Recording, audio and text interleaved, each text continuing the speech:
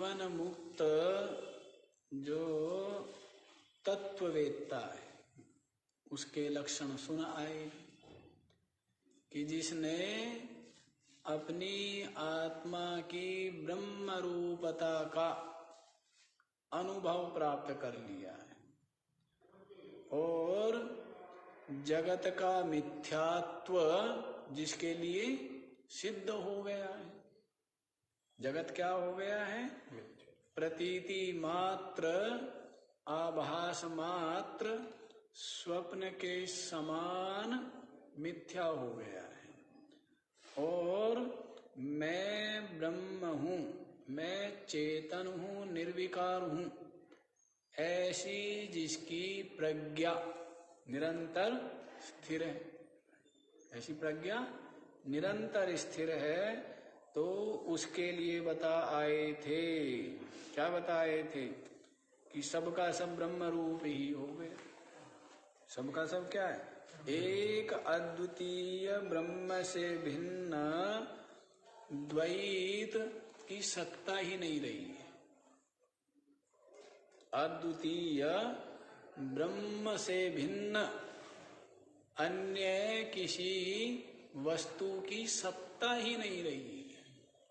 सबका सब क्या हो गया? ब्रह्म रूप हो गया। अद्वितीय ब्रह्म, केवल साक्षी चिन्मात्र नित्य मुक्त मैं ब्रह्म हूँ।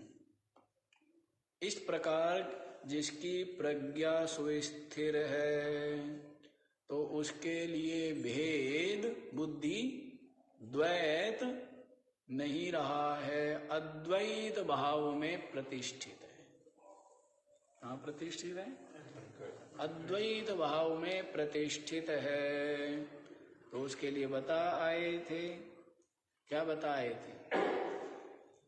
साधु भी पूज्यमाने भी पीड्यमाने भी दुर्जन ही समभावा भवेद्यस्य सा जीवन मुक्त इष्यते। क्या बताए थे? जो सज्जनों के द्वारा पूजित होने पर, दुर्जनों के द्वारा पीड़ित होने पर जिसका क्या होता है? समभाव बना रहता है, क्योंकि सब आत्मरूप हो गया। सबका सब क्या हो गया? आत्मरूप हो गया। भेद अदर्शनात्, भेद का दर्शन नहीं होता है।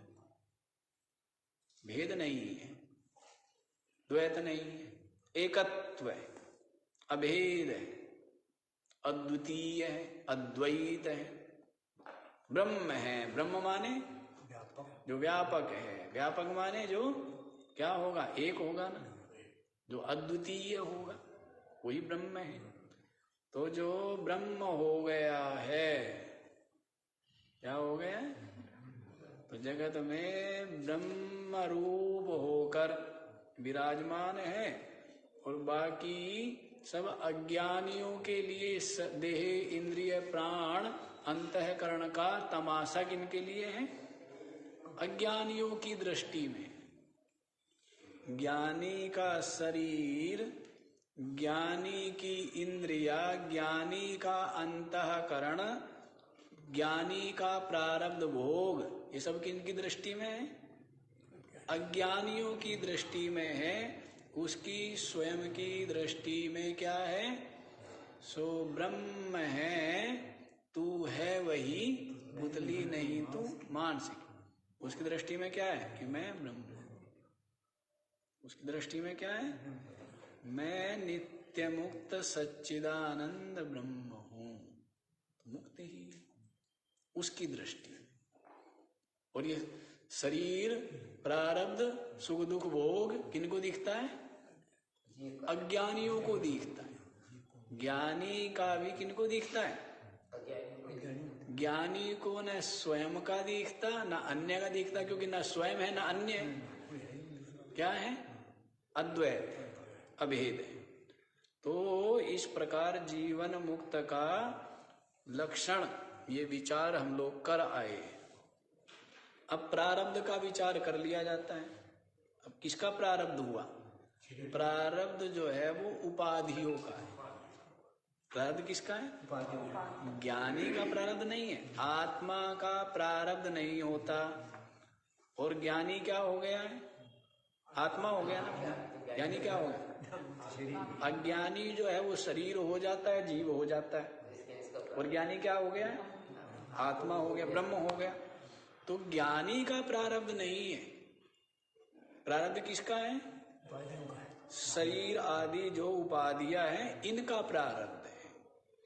तो उसका विचार करते हैं कि इस शरीर, इस उपाधि में रह करके जो पहले जीव भाव में था, अब वो किस भाव में आ गया? ब्रह्म भाव से संपन्न हो गया है। तो अब उसकी उपाधियों का विचार कर रहे हैं, उपाधियों के प्रारब्ध का विचार कर रहे हैं।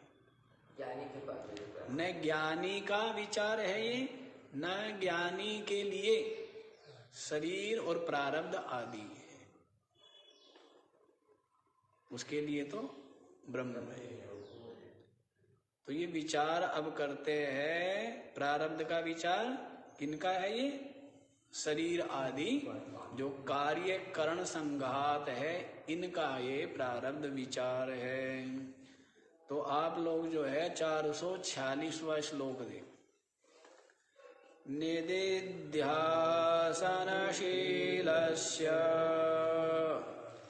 बाह्य प्रत्यय ईक्षते ब्रवीति श्रुतिरेतस्य प्रारब्धं फलदर्शनात्। निदिध्यासनशीलस्य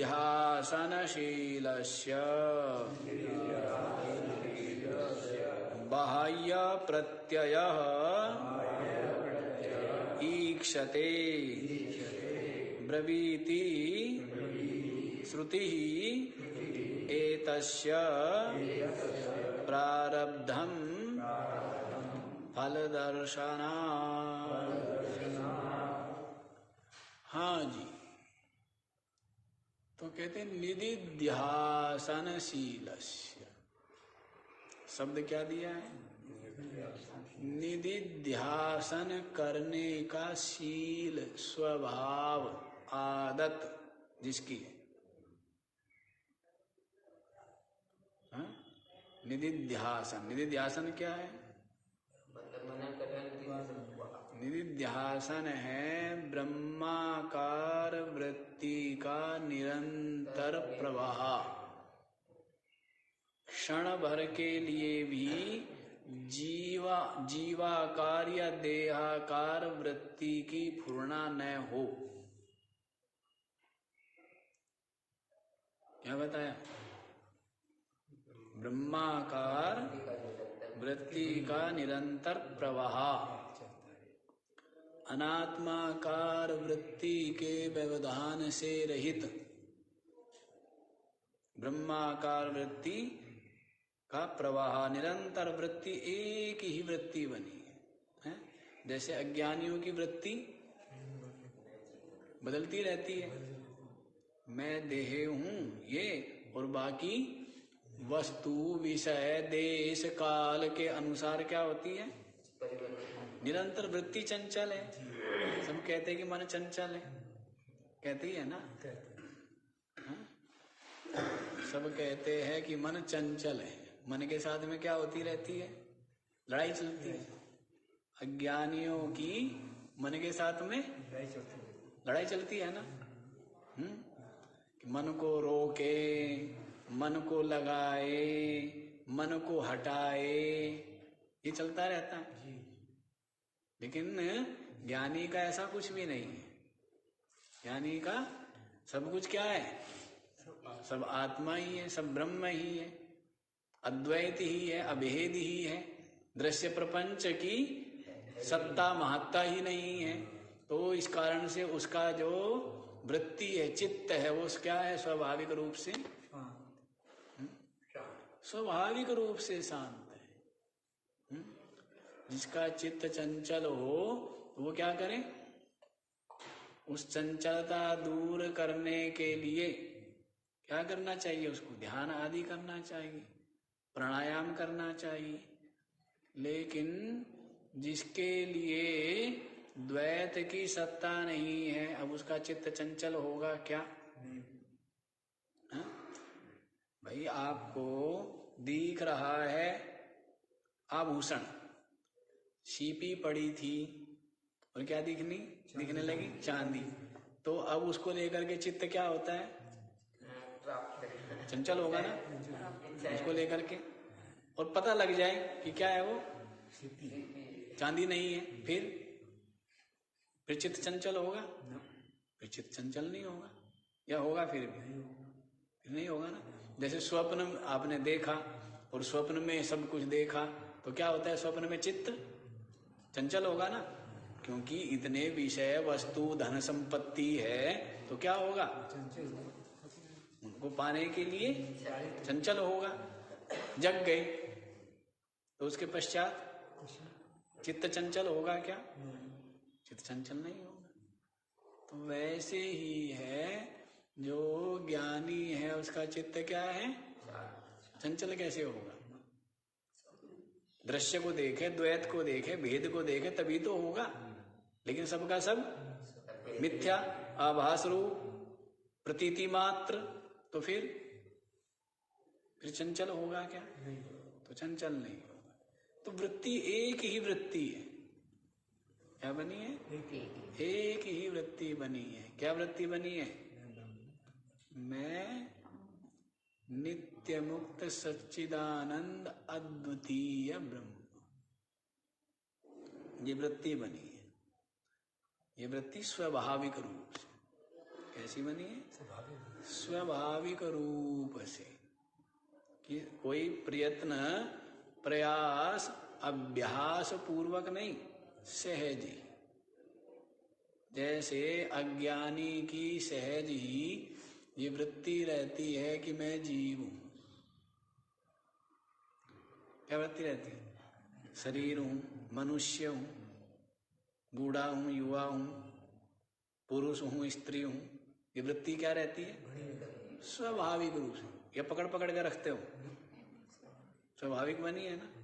ऐसा अभ्यास हो गया। ऐसा क्या हुआ? अभ्यास है। ये अभ्यास का फल है। अभ्यास का फल है। सब परिश्रम का फल है। वो भी आपने परिश्रम करके, जैसे दाग भी आपने परिश्रम से लगाए हैं और दाग छुड़ाना भी वैसा ही है ना। तो ये सब भी परिश्रम, अभ्यास किया हुआ है। सब इतना दृढ़ अभ्यास हो गया कि मैं क्या हूं? मैं जीव हूं, शरीर हूं, मनुष्य हूं। ये सब क्या है? ये सब अभ्यास है। वैसे अभ्यास, अब ठीक अभ्यास करो। ये किसका अभ्यास हो गया? विपरीत, असत का। अब अभ्यास क्या करें? कि मैं ब्रह्म, मैं साक्षी, मैं चेतन, मैं अविनाशी, दृष्टा हूं। ये अभ्यास, ये भी क्या है? ये अभ्यास करेंगे तो वैसा ही आपकी क्या होगी? अनुभूति होगी। और ये सत्य अनुभूति है। बाकी सारी अनुभूति मानी हुई है, कल्पित है, भ्रांति युक्त है और बंधन और क्लेश को देने वाली है। बाकी जितने भी निश्चय है वो सब के सब क्या है? बंधन को देते हैं ना, क्लेश को देते हैं। और बंधन क्लेश से मुक्त क्या करते हैं? ये निश्चय। कौन सा निश्चय? कि मैं ब्रह्म, सत्य निश्चय। बाकी तो भ्रांति ही है, सबका सब भ्रांति है। तो देखो, वृत्ति एक ही वृत्ति बनी हुई है। क्या बनी हुई है? एक ही वृत्ति बनी हुई है। यहाँ पर कहते हैं निदिध्यासनशीलस्य। यहाँ पर आप यो भी समझ सकते हैं कि ब्रह्मनिष्ठस्य, जो ब्रह्मनिष्ठ है, जो तत्ववेत्ता है, जो क्या है? आत्मस्वरूप है, जो ब्रह्म स्वरूप हो गया है, उसके लिए बाह्य प्रत्यय ईक्षते। क्या देखा जाता है? बाहर जगत में उसका व्यवहार देखा जाता है। क्या देखा जाता है?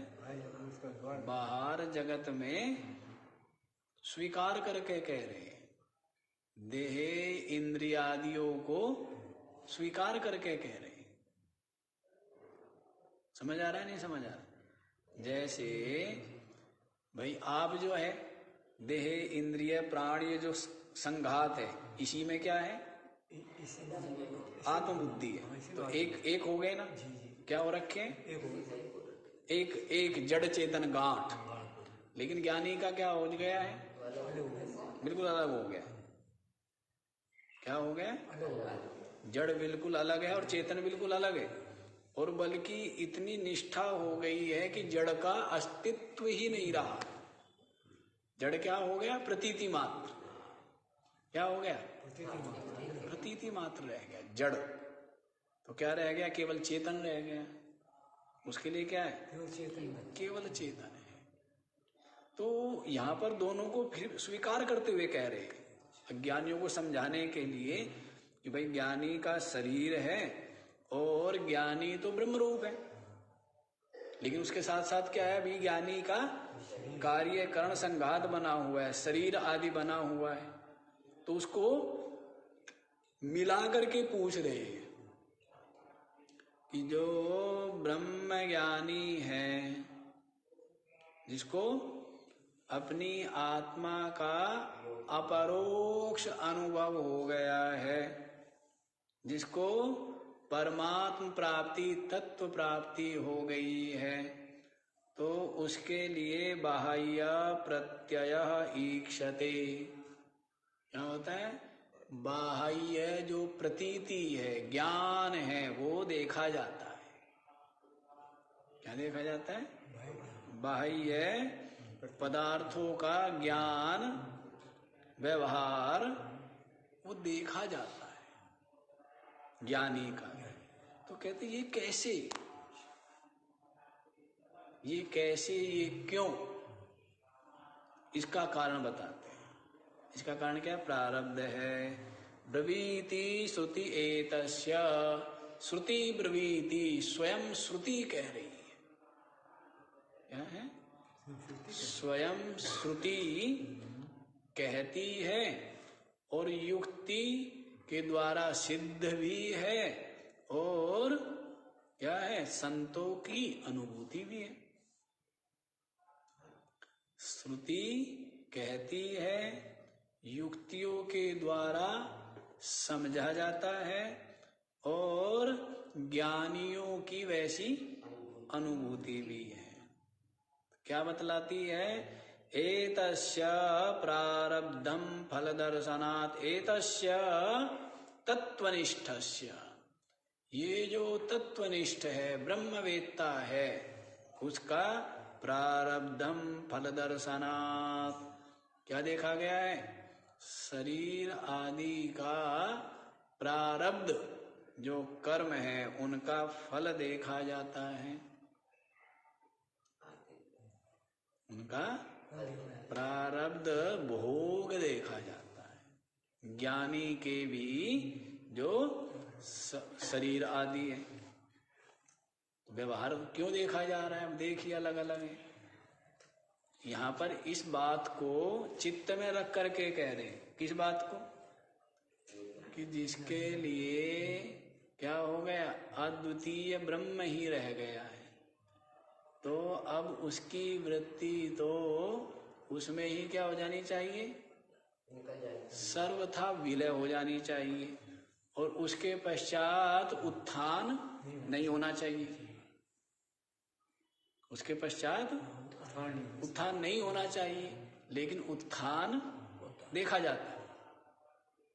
उत्थान क्या है? देखा जाता है ना? देखा जाता है। तो क्यों देखा जाता है? तो उसका कारण प्रारब्ध है। बताया था ना उसने। कारण क्या है उसका? प्रारब्ध है। अलग अलग प्रारब्ध है। ज्ञानियों का भी क्या है ना? अब ये जो उपाधि अपना अलग अलग प्राप्त है, कोई कुर्सी जो है कितने दिन चलती है, कोई कुर्सी कितने दिन चलती है, कोई बल्ब जो है 2 बल्ब लाए, एक कंपनी में बनाए, एक मटेरियल लगाया, सब कुछ किया, एक बल्ब लगाते ही, और एक बल्ब जो है वर्षों तक लगा रहता है, नहीं लगा रहता है। अब उसमें कारण कि ये क्यों फ्यूज हुआ, अब कोई कारण थोड़ा है, या उसमें कोई कमी रखी गई है, बल्कि किसी चीज में बहुत ज्यादा सावधानी रखते हुए बनाई जाए वो, और किसी में बिल्कुल सावधानी ना रखी जाए तो भी बड़ा विचित्र काम है ना, नहीं काम विचित्र है। किसी चीज को बड़ी सावधानी से काम में ले रहे और फिर भी वो चलती नहीं है, और कुछ चलती रहती है, कभी तक कुछ बिगड़ता ही नहीं है। वो कारण क्या है, वो सब अपना अपना उनका भी प्रारंभ है, वो भी क्या है, ऐसे ही ठीक हुए, जड़ का ही तो है ना, ये सब जड़ वस्तुओं का। तो वैसे ही ज्ञानी का भी किसी का क्या देखा जाता है, प्रारब्ध के कारण से वृत्ति की बहिर्मुखता और व्यवहार देखा गया है। शुकदेव आदि, जड़ भरत, अष्टावक्र, अवधूत, दत्तात्रेय आदि क्या है, समाधिस्थ है। क्या है, समाधि में। और जनक, वशिष्ठ, श्री राम आदि व्यवहार में। लेकिन ये सब के सब व्यवहार रहित भी और व्यवहार सहित भी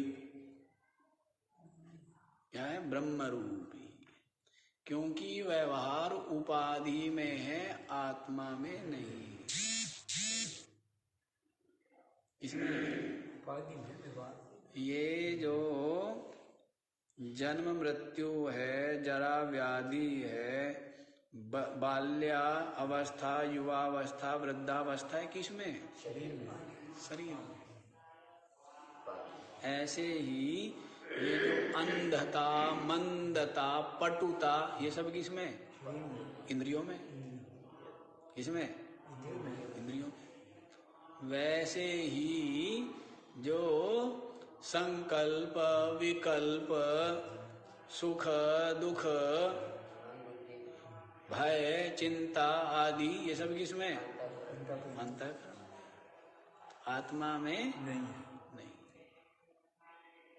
दया, निर्दयी, क्रोध, अक्रोध, सरलता, कुटिलता, सब किसमें, उपाधि में, आत्मा में। तो व्यवहार सारा किसमें है, उपाधियों में। तो जनक भी ब्रह्म है और सुखदेव भी ब्रह्म रूप था। वो ब्रह्म जानाति इति ब्राह्मणः, जो ब्रह्म को जानते वो क्या है, वो ब्राह्मण है, वो ब्रह्मनिष्ठ है, वो ब्रह्मचारी है। क्या है वो, ब्रह्मचारी है। ब्रह्म में ही जिनका चरण है, विचरण है, ब्रह्मणि एव चरति इति ब्रह्मचारी। जो ब्रह्म में ही क्या करते हैं, हाँ, ब्रह्म में ही चलते हैं। जिनका चित्त कहाँ चल रहा है, जगत में नहीं चल रहा है, कहाँ चल रहा है, ब्रह्म में ही। ब्रह्म चिंतन है, ब्रह्म में ही निष्ठ है, ब्रह्म में ही विराजमान है। तो वो क्या हो गए, वो ब्रह्मचारी हो गए। उनको ब्रह्मचारी कहो, ब्रह्मनिष्ठ कहो, एक ही बात। क्या है, वो ब्रह्म ही है। क्या हो गए, अब उनको ब्रह्म ज्ञानी कहो या ब्रह्म कहो, क्योंकि ब्रह्मविद ब्रह्मैव भवति। क्या हो जाता है, ब्रह्म ही। जो ब्रह्म को जानता है वो ब्रह्म है। परमात्मा को जानता है वो परमात्मा है। तो वो परमात्मा रूप ही है, व्यवहार रहित तो होते हुए भी और व्यवहार संयुक्त तो होते हुए, क्योंकि व्यवहार में उपाधि उपाधि है, मैं नहीं हूं। व्यवहार में क्या है? और उपाधि कहाँ रहेगी? अच्छा, उपाधि तो कहीं भी ले जाओ वहीं रहेगी। अब ये शरीर है तो कहाँ रहेगा? तो जमीन पर ही रहेगा ना, क्योंकि मिट्टी का है तो कहाँ बैठेगा? अब मिट्टी का ढेला फेंकोगे, रखोगे, कहाँ टिकेगा? है ना। तो 5 भौतिक जो शरीर है पंचभूतात्मक, ये कहाँ रहेगा? 5 भूतों में ही रहेगा, है। उनको ही खाए पिएगा, उनका स्पर्श अनुभव करेगा, है, बढ़ेगा घटेगा, सब क्या है? 5 भूतों में ही है ना। श्वास लेना, गर्मी, पानी, मिट्टी, अनाज, अन्न आदि और आकाश, ये सब 5 भूतों में किसको चाहिए? वो शरीर 5 भूतों का है, वो किसको चाहिए? शरीर को ही चाहिए ना। शरीर को है। तो व्यवहार में शरीर आदि है, उपाधि है। आत्मा कभी व्यवहार में आता ही नहीं है। अज्ञानी इस रहस्य को जानता नहीं है और ज्ञानी इस रहस्य को जानता है। अज्ञानी जो है अहंकार विमूढ़ आत्मा कर्ता हमिति मन्यते। अहंकार विमूढ़ आत्मा, वो विमोहित है बेचारा, उसको सही ज्ञान नहीं है। वो अपने को शरीर, इंद्रिया, प्राण, अंतःकरण अपने को मानता है। इसीलिए क्या कहता है? मैं करता हूं, मैं भोगता हूं, मैं पापी हूं, मैं पुण्यात्मा हूं, मैंने जीत को पाया, मैं हार गया हूं। ये सब विमूढ़ क्या है? उसकी अंतःकरण क्या है? विमूढ़ है, विशेष रूपेण मूढ़ा। विमूढ़ा क्या है? विशेषेण मूढ़ा, विशेष रूप से मूढ़ है, मोहित है, विमूढ़ है। लेकिन जो तत्ववित्तु महाबाहो गुण कर्म विभागयो गुणा गुणेषु वर्तन्त इति मत्वा न सज्जते। लेकिन जो तत्ववेत्ता है, तत्ववित्तु गुण कर्म विभागयो, वो जानता है गुण को भी, कर्म को भी, इनके विभाग को भी और इनसे अलग जानने वाला भी। हाँ जी, साक्षी हो गया, गुण हो गए, कर्म हो गए, इनके विभाग हो गए। साक्षी क्या है? जानने वाला, जो तत्व है ना, तत्व रूप हो गया, तत्ववित्त। तत्ववित्त क्या है? तत्व रूप है, साक्षी है। गुण कर्म विभाग, गुण को भी, कर्म को भी, उनके विभाग को भी जानता है। गुण क्या है? ये शरीर आदि उपाधि क्या है? पंच भूतों के गुणों से उत्पन्न हुए हैं ना। सत्व गुण, रजो गुण, तमो गुण, जो त्रिगुणात्मिका माया है, उसके ही कार्य है। माया क्या कार्य है? ये 5 भूत है और ये 5 भूतों के जो सत्वगुण, रजोगुण, तमोगुण आदि का कार्य क्या है? ये शरीर आदि है। तो जानता है कि ये भी क्या है? गुण रूप है।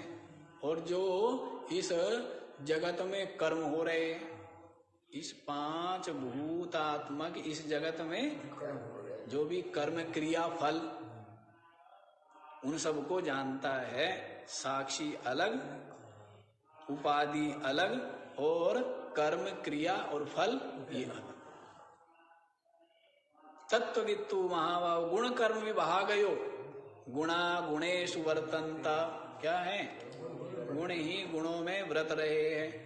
5 भूत ही 5 भूतों में क्या कर रहे हैं? कर्म कर रहे हैं।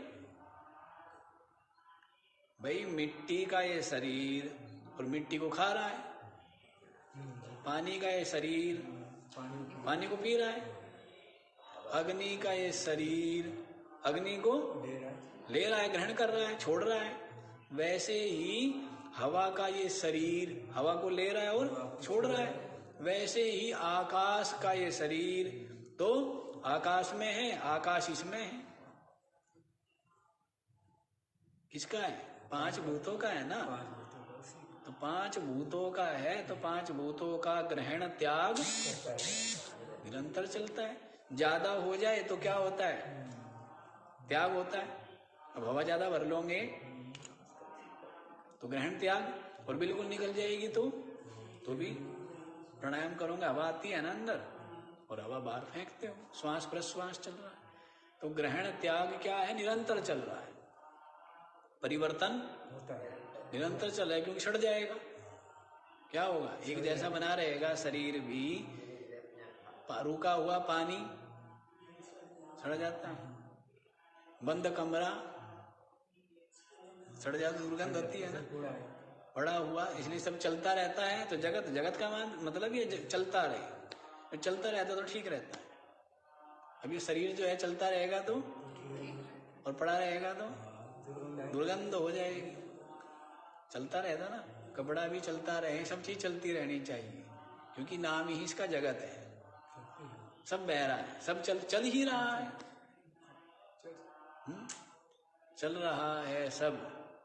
अस्थि से कहाँ तक चल रहा है? विनश्यति तक। जो षड विकार है वो निरंतर चल रहे हैं ना। क्या बताए थे षड विकार?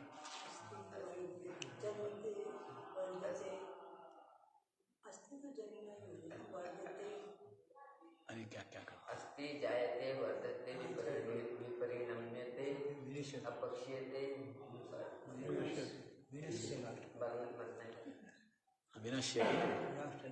विनश्यति अस्ति है क्या? जैसे बीज में वृक्ष अस्ति है। अब टूटा फूटा बीज लाओगे तो हम कहेंगे नास्ति। गेहूं के दाने बोने हैं, अब वो गेहूं यदि टूटा हुआ है तो इसमें हम क्या कहेंगे? इसमें नहीं है। बीज कैसा होना चाहिए? हैं? तो कहेंगे इसमें, हाँ इसमें भाई उग जाएगा। तो इसमें क्या है? पौधा है अस्ति, फिर उसको जमीन में लगा दिया तो क्या हो गया? जायते। फिर क्या है? हवा पानी लेता है तो धूप से वर्धते। फिर उसमें क्या होता है? परिवर्तन होता है। क्या होता है? कठोर भी हो जाता, पहले कोमल था कठोर हो जाता है, और फिर उसमें पत्ते, फूल, टहनियां, फल क्या हो रहा है? है ना, परिणाम हो रहा है, परिवर्तन हो रहा है। फिर धीरे धीरे क्या होता है? जवानी, जितनी जवानी होनी थी हो गए, जवान होने के बाद क्या होता है? क्षीण होने लग जाता है। धीरे धीरे क्या बुढ़ापे की तरफ चलेगा तो क्या होगा? ये सब कुछ पेड़ पौधे शरीर आदि सबका क्या है? सबके एक ही हालत है। इस जगत में सबकी एक ही स्थिति है। अस्थि ये षड विकार युक्त है, सबका सब षड विकार युक्त है। सूरज, चांद, धरती, सबका सब में विकार हो रहा है। जगत है ना, चल रही है निरंतर। अस्ति जायते वर्धते विपरिणम्यते फिर अपक्षीयते, और फिर बाद में क्या होते हैं? नाश हो जाता है। पौधा पक गया और गिर गया, सूख गया। तो वैसा है, षड विकार युक्त है। एक जो साक्षी है, जो चेतन है, वो क्या है? वो एक रस है, वो अपरिवर्तनशील है, अव्यय है, अविनाशी है, शाश्वत है, अचल है। कूटस्थोय अचलोयम है क्या जी? ऐसे है। अव्यक्तोयम अचिन्त्योयम अविकार्योयम उच्यते तस्मादेवं विदित्वैनं नानुशोचितुमर्हसि। इससे ऊपर वाला था ना, अच्छेद्योयम अदाह्योयम अक्लेद्यो सोस्य एव च नित्यः सर्वगतः स्थाणु अचलोयम अयम आत्मा। हे अर्जुन, ये जो आत्मा है ना, क्या है? अच्छेद्योयम, क्या है? काटा नहीं जा सकता। अदाह्योयम, अयम आत्मा अदाह्य, जलाया नहीं जा सकता। अक्लेद्या, गीला नहीं किया जा सकता। अशोष्य एव च, जो वायु सब कुछ सुखा डालती है, लेकिन नित्यः, क्या है वो? सर्वगतः, व्यापक है। क्या है? व्यापक है। सर्वगतः स्थाणु, क्या है? अचलः, क्या बोल दिया? सनातनः। तो अचल स्थान तो एक ही हो गया। हाँ, थोड़ा भेद कर देते हैं वहां पर, थोड़ा सा वहां पर भेद कर देते हैं कि जैसे अचल तो मतलब हो गया कि बिल्कुल चलायमान या उसमें क्रिया नहीं है, उसके लिए कह दिया है। और स्थाणु कह दिया है उसकी वैसी अचलता के लिए, विद्यमानता के लिए। अचल अर्थ कर देंगे अक्रिय, और स्थाणु से अर्थ कर देंगे हाँ निरंतर विराजमान। ऐसे तो बोलेंगे तो नित्य कह देंगे और अचल कह देंगे और स्थाणु कह देंगे तो कहेंगे एक ही है, लेकिन वहां पर थोड़ा थोड़ा भेद किया जाता है। हाँ, और उसके बाद क्या कहा है? हाँ, अव्यक्तः अयम अव्यक्तोयम अचिंत्योयम अविकार्योयम उच्यते। दोनों श्लोक है ना लगातार ये। अयम आत्मा अव्यक्तः, ये आत्मा क्या है? व्यक्त नहीं है, मूर्त नहीं है, अमूर्त है, निराकार है, निर्विकार है, साकार अव्यक्तोयम अचिंत्योयम, मन बुद्धि के द्वारा अविकार्योयम, विकार कार्य वर्ग से कार्य नहीं है, अविकार्योयम उच्यते। तस्माद् एवं विदित्वा एनम, एनम एवं विदित्वा,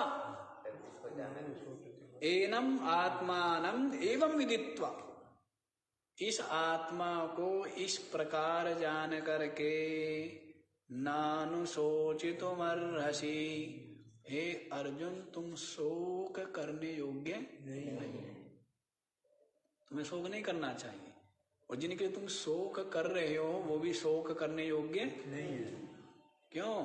ये जो उपाधि है तो नश्वर ही है, चाहे इसको जो है तिजोरी में बंद करके रखो तो भी क्या होगा? है ना, तो भी ये सड़ेगा ही, तो भी ये विनाश होगा ही, नष्ट होगा ही शरीर। और जो अविनाशी है चेतन, कितनी ही तलवारें चले, कितनी ही तोप चले, कितने ही बम फोड़े जाए, लेकिन वो मरता नहीं है, उसका नाश नहीं होता है। इसे शोक नहीं करना है, मस्त रहना है। इसलिए क्या करना है? मस्त रहना है जीवन में। हाँ, ज्ञानी तो मस्त रहता ही है, लेकिन संसारियों के लिए भी कहते हैं कि भाई तुम भी मस्त रहो, पाप आचरण, मलिन आचरण, उससे बचो। क्या करो? पाप आचरण, मलिन आचरण, उससे पाप कर्म, उनसे क्या करना चाहिए? बचो। और बाकी क्या रहो? मस्त रहो। मरने वाला मरेगा, न मरने वाला कभी नहीं मरेगा।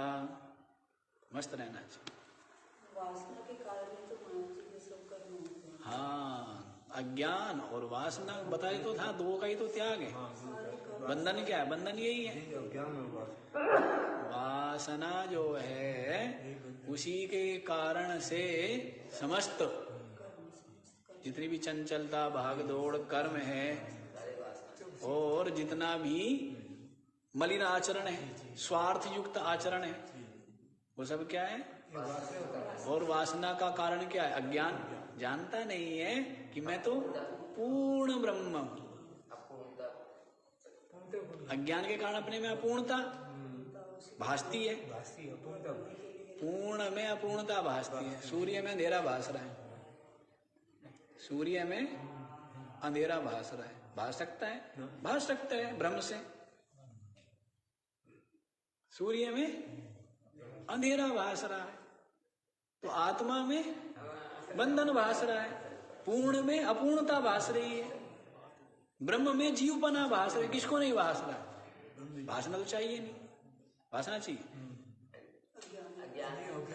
कोई सदृश्यता नहीं है। लेकिन भ्रांति से तो कुछ भी हो सकता है। सूर्य ठंडा, चंद्रमा गरम, कुछ भी हो सकता है। नहीं, भ्रांति तो कहते ही उसको है ना, कुछ का कुछ देख ले, विपरीत दर्शन, तो यही क्या है? ये भ्रांति है। तो जैसे सूर्य में अंधकार की संभावना नहीं है, ऐसे ही ब्रह्म में जीव भाव की, बंधन की, दुख की संभावना नहीं है। लेकिन सबका सब संभावित होके और सबकी हालत खराब हो रखी है। जबकि ब्रह्म में जीवपना, अज्ञान, अपूर्णता, दुख की संभावना नहीं है, संभावना नहीं है।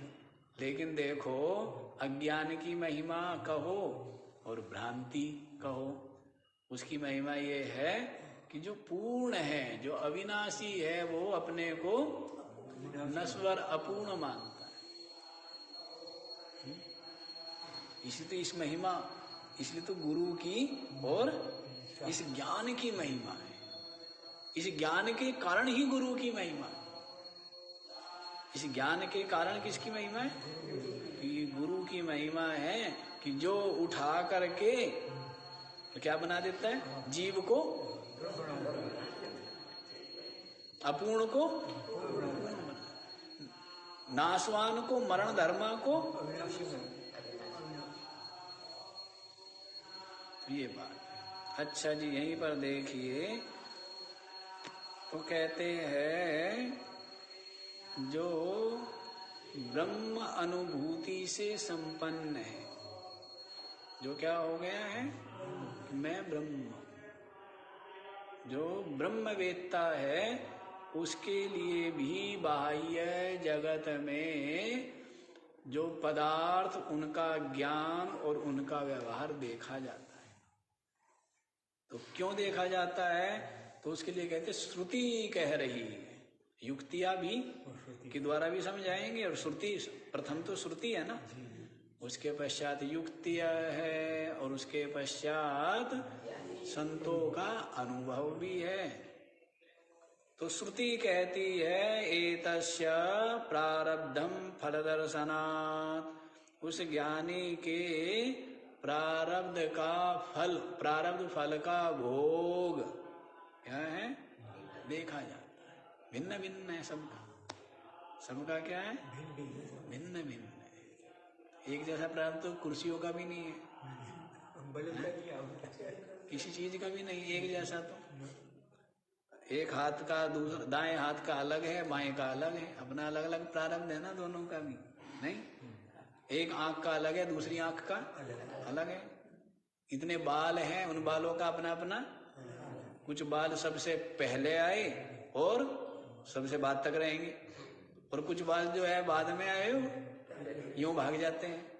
दांत बाद में आए और ये जीभ पहले आ गई और बाद तक रहती है, और दांत बाद में आते हैं, 2-3 बार चले जाते हैं। 2 बार तो जाते ही है ना, 2 बार जाते, 3 बार, 2 बार तो जाते ही है। एक महात्मा यहाँ आता था, रहता था ना 84 मंदिर में, बाल कभी बहाता नहीं था, वैसे ही जुड़ा सा था, बूढ़ा, उसको आप लोग ही बोलते थे कि 250 साल पुराना। अच्छा हाँ जी, वो हमारे गांव जाता था मियाँ वाली।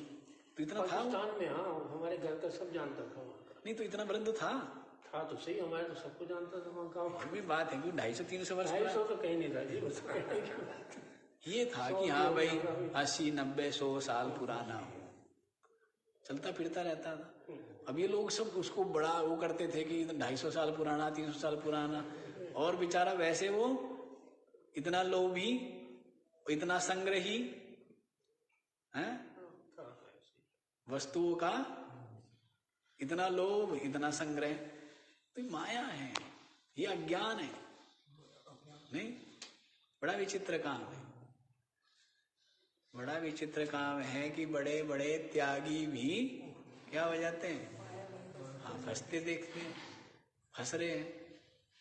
धन पद में, प्रशंसा में, निंदा स्तुति में क्या हो जाते हैं, फंस जाते हैं। एक बार ब्रह्मनिष्ठ हो गया, इसको ब्रह्म का ज्ञान किया, फिर वो नीचे नहीं आते हैं। नहीं, वो कैसे नीचे आ जाएगा, नहीं आता है ना। यदि उसमें मैंने एक दिन बता भी दिया ना, अत्यधिक व्यवहार हो और वैसे संभावना नहीं है। गुरु जी, जो रोज हम देखते हैं, ऐसा बोलने का नहीं, पर ऐसा लगता है कि जैसे समाज में सत्ता का समाज देखते हैं, तो वो क्या है ना, वो केवल चादर ओढ़ी थी, वो स्वरूप नहीं हुआ था, स्वभाव नहीं हुआ था। आप एक बात देखिए, एक बात आप देखिए,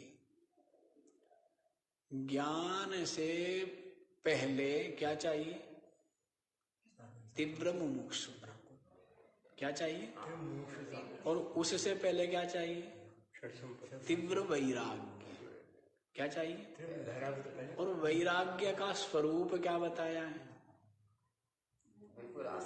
इहा मूत्र फल भोग विराग, साधारण नहीं है।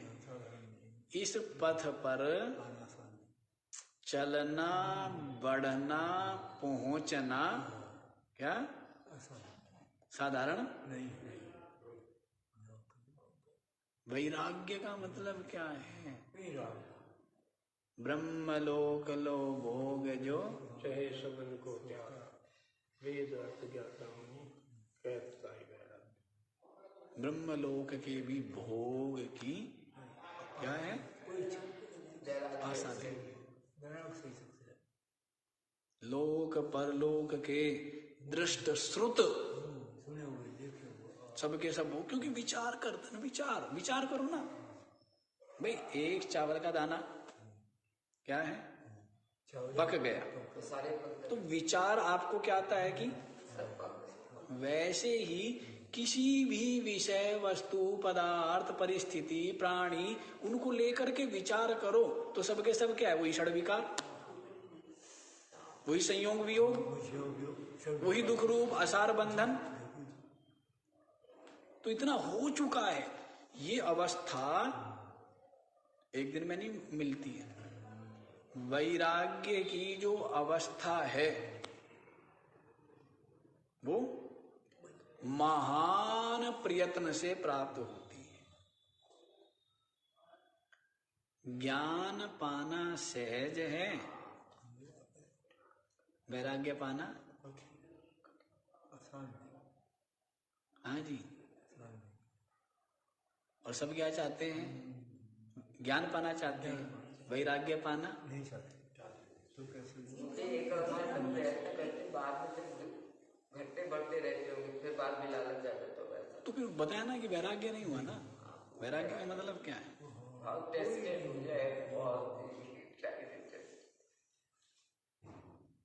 ज्ञान पाना सहज, वैराग्य पाना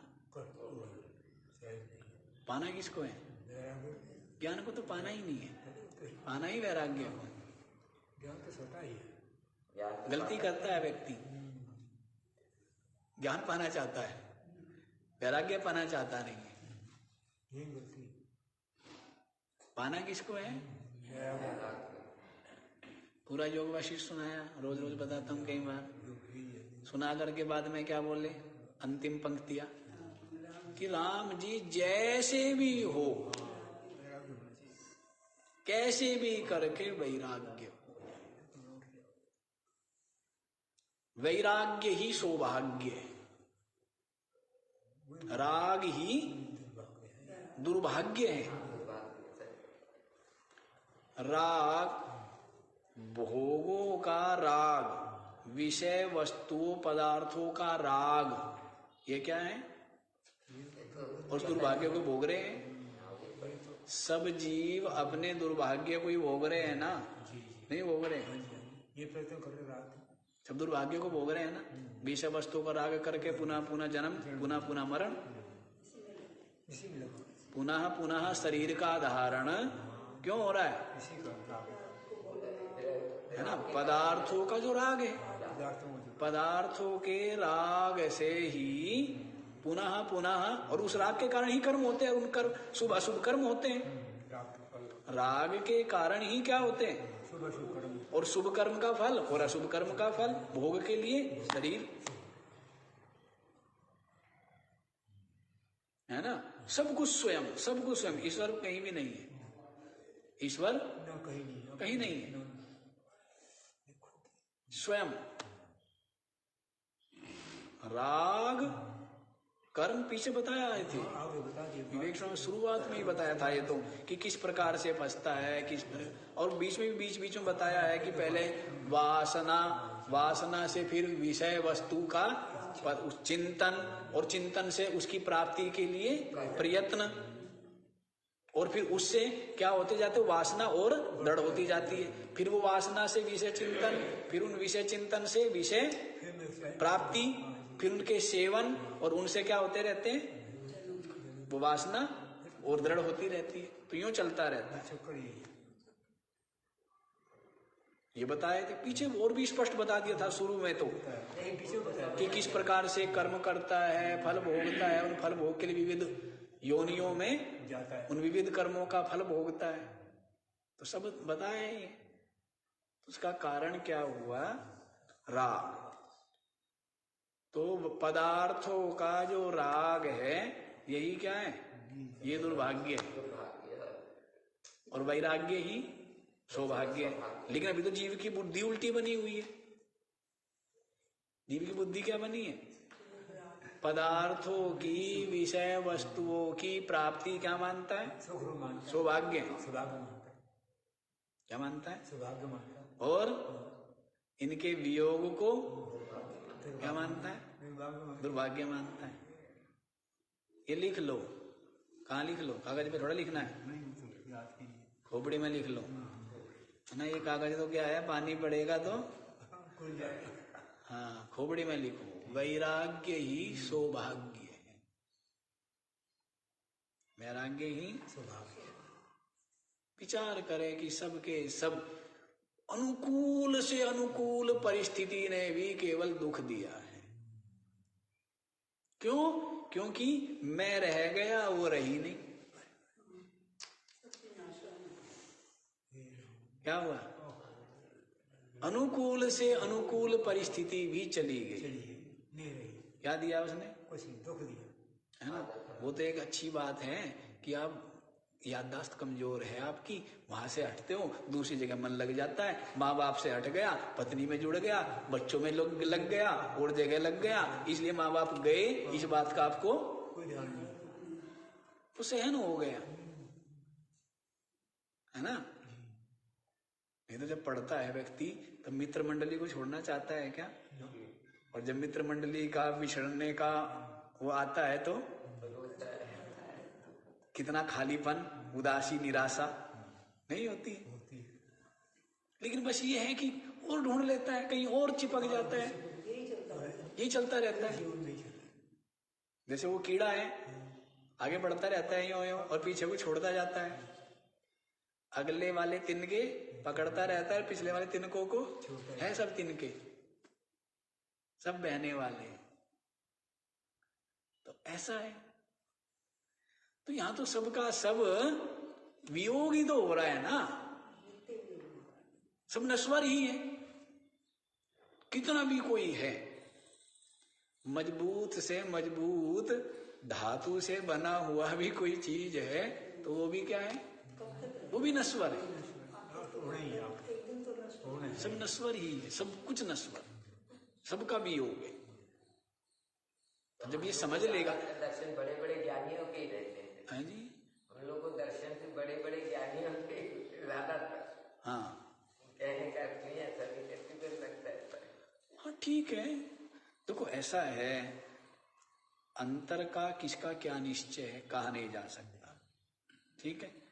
अब जनक अपने समय में बड़े वैराग्यवान और बड़े ज्ञानी रहे होंगे, लेकिन जब वो व्यवहार में आए होंगे तब उनको भी बहुत से लोग अज्ञानी मानते होंगे। तो किसी के मानने से कोई अज्ञानी नहीं हो जाता। ठीक है ना। तो इसलिए उनका आप विचार ही न करें, अपना विचार करें, दूसरों से गुण ग्रहण करें।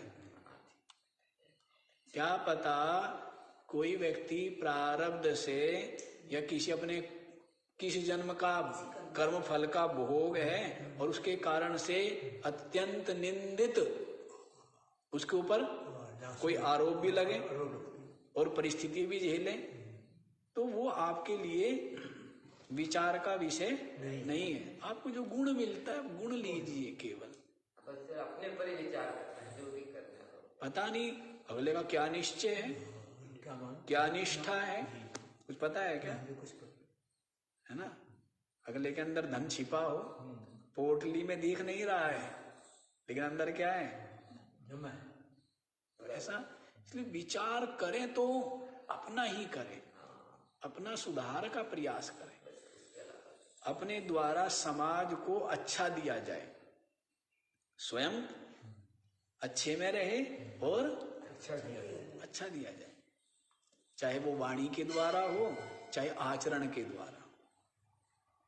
अपने द्वारा क्या होना चाहिए, कोई रास्ता भटके नहीं, भटके हुए रास्ते पर आए। आपकी वाणी से, आपके आचरण से क्या कोई रास्ता भटके नहीं, रास्ते पर आए। आपको तो रास्ते पर रहना ही रहना है, रास्ते पर नहीं रहना, मंजिल में रहना है।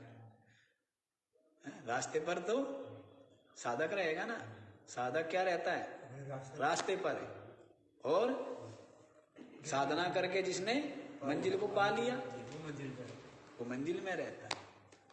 तो चाहे रास्ते पर रहो और चाहे मंजिल पे रहो, ठीक है। लेकिन आपके द्वारा यूं ही आपकी वाणी, आपके आचार विचार से उपदेश मिलता है। और गुण ग्रहण करो, विचार ही ना करो। और संसारी किसी के विषय में क्या विचार करते वो उनको करने दो, वो तो करेंगे ही। संसारी तो अज्ञानी को ज्ञानी बना देंगे और ज्ञानी को, उनके बनाने से कोई बनता है क्या है? वो किसको गाली देने लग जाए, कोई भरोसा है? और किसकी बड़ाई करने लग जाए? वे हो सकता है कि राम की क्या करने लगे और रावण की तो करने दो। हम ये नहीं कहते कि उसमें कोई कमियां ही कमियां थी और उसमें अच्छाइयां थी, हम वो नहीं कह रहे। लेकिन अज्ञानी का तो काम क्या है, उनको तो निंदा में, ईर्षा में रस आता है, आनंद आता है। लेकिन साधक का ये दृष्टिकोण नहीं, केवल जहां पर जो श्रेष्ठता दिखती है वो श्रेष्ठता लो, वो ग्रहण करो, आगे बढ़ो। कहीं पर कुछ मलिनता दिखते देखो मत, जरूरत क्या है। सब अब ये तो बड़ा न्याय है प्रकृति का, अपने कर्म फल स्वयं भोगने हैं। कोई गलत कर रहे हैं, करने दो। हाँ, उसको संकेत कर सकते, समझा सकते, वो भी तब जब वो योग्य है। हाँ, नहीं तो नहीं। बुद्धिमान है तो करने दो, तू भाई बुद्धिमान है ना, तो क्यों कहना, करने दो। लेकिन जब दिख नहीं रहा है कि जीव कैसे कैसे कष्ट भोग रहे, कभी वो भी मनुष्य थे, उन्होंने ऐसे मलिन कर्म किए, पाप कर्म किए, झूठ कपट का आश्रय लिया, दिखावा किया, उसके कारण से क्या है, कितना कितना कष्ट भोग रहे। जिस पे आपने खूब दृष्टि दिलवाई। तो प्रकृति है, न्याय करती है, क्या जरूरत है, कोई जरूरत नहीं है। अपना विचार करना है। तो ज्ञानी तो क्या है, वैराग्य हम बता रहे थे कि वैराग्य सौभाग्य है, वैराग्य उपलब्धि प्रथम है, उसके बाद ज्ञान प्राप्त होता है, उसके पश्चात अनुभूति होती है ना। तो जो इतना वैराग्य जिसको हो गया, आपने जो पूछा था, तो वो मार्ग से कैसे भटक सकता है? और बाकी अपना प्रारब्ध है। और आप जान भी नहीं सकते किसी के लिए, आप अपने कोई अब जो है जड़ भरत अंतर्मुख है, निरंतर समाहित है, समाधिस्थ है, वो ज्ञानी लगेंगे। जनक एक सेकंड की फुर्सत नहीं है, वो क्या लगेगा?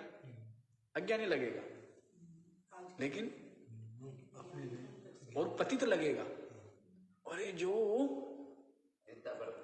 ब्रह्म अनुभूति, ब्रह्म निष्ठा को पाकर क्या कर रहा है? व्यवहार कर रहा है। तो साधकों को क्या लगेगा? हैं? ये तो क्या आरूढ़ पतन हो गया। लेकिन ऐसा नहीं, ये उपाधि का है, ये कर्म, ये व्यवहार, ये फल भोग किस में है? ये तो बता रहे प्रारब्ध। प्रारब्ध से ही कर्म है, प्रारब्ध से ही फल है, और फल का भोग है। किससे है? जैसा कर्म भोग होता है वैसी बुद्धि होती है, वैसे ही कर्म होते हैं, वैसा ही फल मिलता है, वैसा ही भोगता है। यूं चलता रहता है? पहले वालों से अब होते रहते, अब वालों से नए बनते रहते हैं, है ना। 1 लाख रुपए निकाले, उनको खर्च किया, उनसे 50,000 और कमाए, तब कितने हो गए? 1.5 लाख हो गए। फिर उन 1.5 लाख लिए और उनको खर्च किया, और उनसे क्या है? ये चलता रहता है, कर्म किया, है ना। जो हमने 1 लाख रुपए लिए वो हमारा प्रारब्ध है। अब उस 1 लाख से हम जो व्यापार कर रहे हैं वो हमारा क्रियमाण है, और उससे हमने जो कमा लिए है वो संचित है। 2 लाख कमा लिए, रोज करते हो ना। आपके बैंक में करोड़ रुपए पड़े, उस करोड़ में को से कोई मतलब नहीं, वो संचित है। लेकिन आपने क्या ले लिए? 1 लाख लिए कहीं यात्रा पर जाने के लिए। अब आपके पास कितने हैं? तो 1 लाख रुपए लेकर के वो प्रारब्ध हो गया आपका, वही आपके पास। बस आपके पास बस एटीएम वाले सिस्टम नहीं था। अब तो एटीएम वाला सिस्टम है, कहीं भी निकलवा लो, है। तो ये प्रारब्ध में क्या है? एटीएम नहीं है सिस्टम, प्रारब्ध हो गए। फिर प्रारब्ध से क्या हो रहे हैं? क्रियमाण कर्म हो रहे हैं, आगामी जिनको बोलते हैं। और उनसे फिर जो कर्म इकट्ठे हो जाते हैं, संचित हो जाते हैं, वो संचित कर्म फिर बैंक में डाल देते हो आप। फिर अगली बार फिर यात्रा पर जाते हो तो फिर बैंक से निकाल लेते हो। तो ऐसे बैंक से निकाल करके लाते हो, और लोभी तो आप कोई और क्या कर लेते हो? कर्म को घटाते नहीं हो, संचित कर्म इकट्ठे कर लेते हो। क्यों जी? यूं चलता रहता है। प्रारब्ध क्रियमाण संचित, प्रारब्ध क्रियमाण संचित, यूं चलता रहता है। और कभी भी ये समाप्त नहीं होती, ये कभी भी समाप्त न होने वाली। और समाप्त कैसे होते? केवल ज्ञान से। प्रारब्ध भोग लिया जाता है, क्रियमाण बनते नहीं हैं, और संचित के साथ कोई संबंध नहीं रहता है। क्योंकि जो तो तभी नहीं बनते कि जैसे मैंने इसमें अपने को माना ही नहीं, कोई भी कर्म हो गया, हाँ, इसलिए बनते नहीं है। असंगता के कारण से, बोध के कारण से कि मैं ब्रह्म हूं, अकर्ता हूं। और जो संचित है उनके साथ कोई संबंध नहीं है। मेरे नहीं भाई, कोई रहा होगा, पता नहीं कौन था, वो तो है नहीं अब। वो है क्या? वो जीव है? कौन है? वो ब्रह्म है, वो चेतन है ना। वो जीव रहा नहीं है, अब कौन भोग है उनको? तो वो बैंक में रह जाते हैं। इन महात्माओं का पैसा, तो ये बैंक का ये पैसा कैसे कोई भोगता ही नहीं ना। ये कर्म के फल, मतलब अब जो महात्मा ने पैसे इकट्ठा किया, नॉमिनी कोई बनाया नहीं, दक्षिणा के जो है 2-2 रुपए, 5-5, ये कर्म के फल ऐसे ही पड़े रह जाते। बताया ना आपको। ये तो सब आभासी है ना, पढ़ा क्या रह जाता? कुछ नहीं पढ़ा रह जाता। आभास ही है क्या? हमने इसे ये तो समझ हम रखा ही नहीं। सत्ता हम देते हैं ना, जो नहीं है उसको भी प्रकट कौन करता है? हम ही कैसे जो नहीं सत्ता है तो उसको हम ही दे हमें देते। है ना? तो हमारा चित्त ही दे देते। फिर तो ये ऐसे चलता रहता है। कितना सहज विज्ञान, मतलब अध्यात्म तो बहुत सहज विज्ञान है, स्पष्ट है, और इसीलिए मुक्ति तत्काल है। और आंख बंद करके नहीं है, कैसे है? खोल आंखें खुले खुले, यहीं पर आंखें खुले खुले, और शरीर को कहीं बैठा दिया जाए सुरक्षित, तब मुक्ति। ऐसा ऐसे भी नहीं। नहीं है। कीचड़ में सना है, हाँ, कभी भी मुक्त है। हाथ में फावड़ा और तसला है, तो भी क्या है? कभी मुक्त है।